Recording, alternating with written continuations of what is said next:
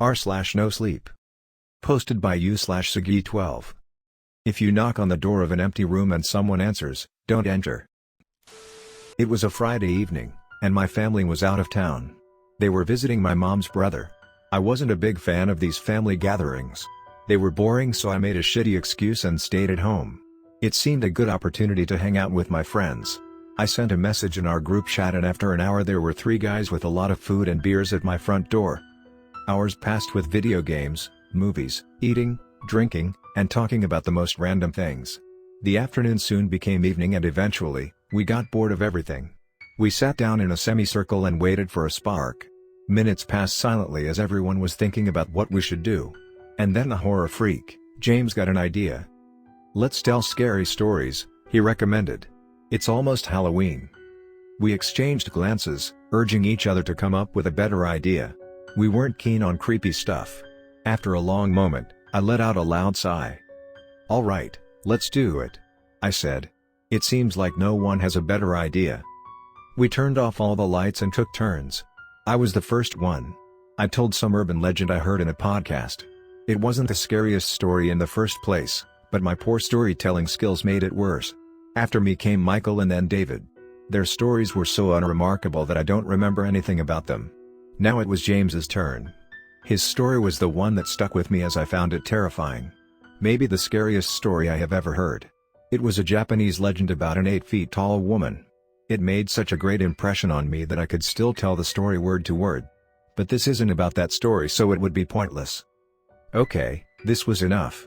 Let's do something else," said Michael. "What are you talking about?" asked James with a disappointed look. "We just started." "Yeah, but you scared the shit out of us with your stupid story," spoke up David, agreeing with Michael. "Oh my god, don't tell me you guys believe in this shit." James rolled his eyes. "These are just stories made up for fun." Nobody answered, and the topic was dropped. We put on a movie for background noise, and the search for something fun began once again. We watched the movie for half an hour when James got his genius idea. "Hey, I know you don't want any scary stories, but what about a game?" he asked with a slight grin. "We already played games for like 3 hours, smartass," David told him as he threw a pillow at him. "I'm not talking about video games, idiot," he threw back the pillow. "I mean something paranormal." "Come on man, we already told you. No scary stuff," I replied with a little annoyance. "Yeah, I don't want to die yet," David added. "Don't worry. We won't die, get possessed, nor summon a demon." He laughed. "In fact, it's quite useful. It answers questions that can be answered with a yes or a no." We got a little interested but still uncertain. "Any questions?" "Any questions?" He smiled. "How do we know that the answers are correct?" I asked. "Well, we can ask a question that can be proved right away. And if it's correct, we can keep playing. If not, then we stop with the horror stuff for today." I looked around. The others had an expression that was a mix of excitement and doubt. I felt the same way, but after a moment I nodded. Seeing this, Michael and David nodded too, so I asked James to tell us about the game. It was called the Knock Knock game. It was pretty simple. You needed a dark, empty room. The player needed to stand before the door and focus on a question that can be answered by a yes or a no. Then they had to knock, 2 quick knocks, then a break, 4 quick knocks, a break again, and 2 quick knocks. After that, the spirit answers you from the other side. 1 knock is yes, 2 is no. "All right, it's pretty simple," I said. "My room is empty, and it's already dark. We will use that room. But first, we ask a question that we can verify. Although I'm pretty sure this is bullshit." "Yeah, probably," even James was agreeing with me. "But if it's not, it will be fun." "So, what do we ask?" asked David. "I know," replied Michael after a minute. "Will one of us get a call in the next 5 minutes?" "Not bad, we can check that easily," said James, and then asked the question that we all had in our minds. "So, who will do it?" "You, of course," I said with a smile. A part of me thought that he would be scared. "You are the one who wanted to play." "All right." He smiled back. "Let's do it." We went upstairs into my room. James walked up to the door, and we stood a few steps behind. He let out a sigh and started. "Knock knock. Knock knock knock knock. Knock knock." We all stood, holding our breath. None of us believed that something would happen, but still, we were spooked. And then it came. A loud bang from the other side of the door. James quickly took a step back and then looked back at us with a surprised look. We couldn't say a word, we couldn't even move. We just stood there like statues. The first one to awake was Michael. "What the fuck?" he muttered. "How the fuck is this possible?" I silently pulled out my phone and stared at it. Seeing this, the others did the same. We just stood there. And after 3 minutes from the reply, my phone rang. We looked at each other with disbelief. After a few seconds, I snapped out of it and answered the phone. It was my mother asking if everything was alright. I tried to make the call as short as possible, and after I hung up, I once again looked at the others. The three of them tried to speak at the same time, but none of them succeeded. They uttered words seemingly in random order, trying to express their surprise. It took some time for them to calm down, but after they did, their surprise quickly turned into excitement. This fucking game is real, and it can answer our questions. Stopping was out of the question. The debate about the order started.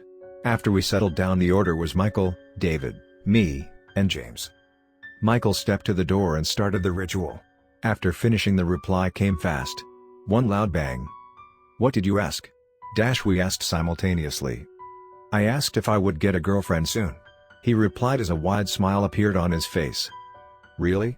You didn't have a more important question?" I asked, but didn't get a reply as David interrupted.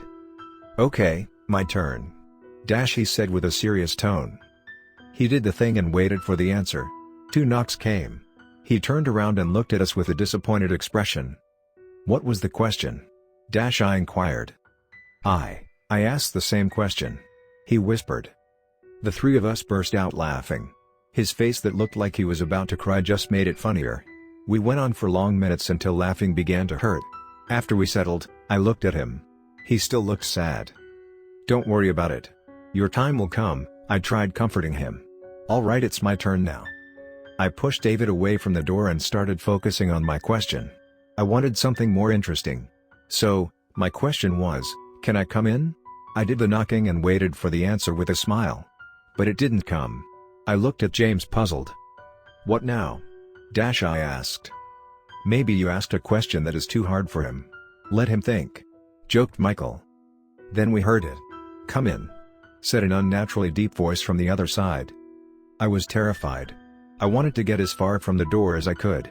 I started backing away, but after a few steps my legs gave in and I fell backwards. I looked behind me. David's mouth was moving but not a single sound came out. Michael grabbed his head with both of his hands and said, "What the fuck?" over and over.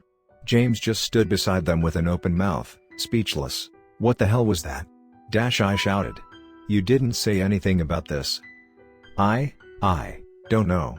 This shouldn't be possible," he replied hysterically. "Fuck this." After a few silent moments, my fear turned into anger. "If he wants me to, I'll go in." I stood up, took a few steps forward and grabbed the knob. As I tried to turn it, I felt someone grabbing my shoulders and pulling me back. I heard James's voice. "No. Don't go inside. I don't think it's a good idea." "Then what do we do? I can't go into my room ever again?" I grabbed his shirt. "Because we summoned a fucking demon in there?"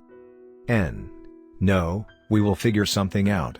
I just have to go home and read more about it. It'll be fine." He seemed desperate. I took a deep breath, sent everyone home, and gave James 1 hour to come up with something. After they were gone, I spent long minutes just staring at my bedroom door. This was so unbelievable, yet there was no doubt about it. The thing that snapped me out of my staring contest with the door was a very loud noise. It came from my bedroom. A chill went down my spine. I was terrified. What will happen now? I wanted to, but I couldn't leave. I sat down in front of the TV and put on a movie for distraction. Every once in a while another bang came. I anxiously waited for James' call. It came moments before the 1 hour deadline. "So?" I spoke harshly. "What's going on?" "Okay, first of all, sorry for being a fucking idiot," he started. "I didn't read the whole thing. It seems like there are questions that he doesn't like, and he can be annoyed if we ask too much. I don't know which is it in our case, but it doesn't matter."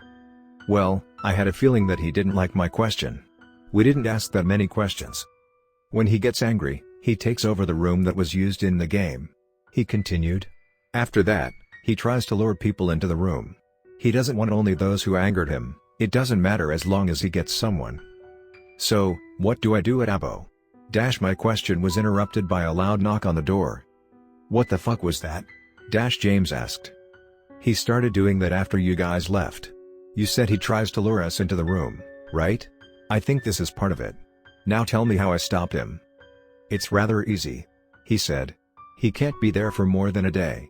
His power fades or some bullshit like that. What? I was quite surprised. I just have to wait, and problem solved? Yep, that's it. Make sure that nobody enters the room, and after 24 hours you are free to go inside. And what if somebody enters? I was genuinely curious.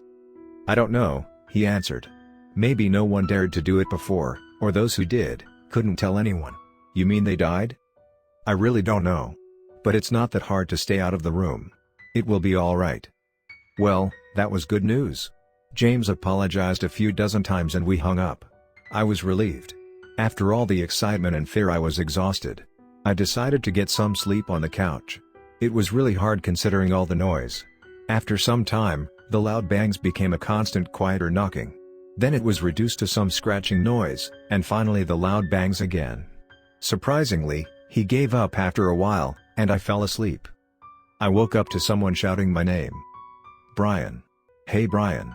I brought you a present. It was my little sister. They came home earlier. Let me see. I whispered, still half asleep. She didn't hear me. She didn't notice me on the couch either. She went straight to the place I was most likely to be. My room. Don't go inside. I screamed as I stood up and rushed upstairs. I was late. The door was slightly open, and I couldn't see my sister. Just for a moment, I hesitated, but I swung open the door. Suddenly my vision was clouded by darkness. The only thing that I could see was a wide smile. No eyes, no face, nobody. Just a smile. After that, the room became normal. It was empty besides a Rubik's Cube on the floor.